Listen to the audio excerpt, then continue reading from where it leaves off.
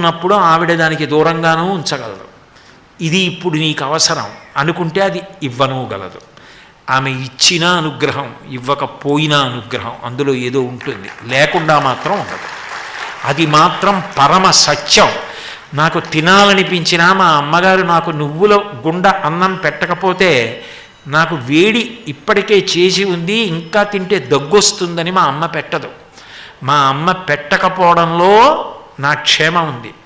మా అమ్మ పెట్టినా నా క్షేమం ఉంది. పెట్టినా పెట్టకపోయినా ఆమె పాదాలు వదలకపోవడంలో భక్తి సంస్కారములు ఉన్నాయి. అటువంటి తల్లి కొలువైనటువంటి విజయవాడ పట్టణానికి లోటెక్కడుంది? అటువంటి పట్టణానికి వచ్చి మారు వడ్డన అంటారు. ఒక్కసారి చెప్పి వెళ్ళిపోయామనుకోండి, ఇప్పుడు తల్లి వంకాయ కూర వండి పిల్లాడికి పెట్టింది అనుకోండి, వాడు తినేసి లేచిపోతున్నాడు అనుకోండి, ఎరా ఒక్క మాట తిన్నావు, కూర బాగులేదు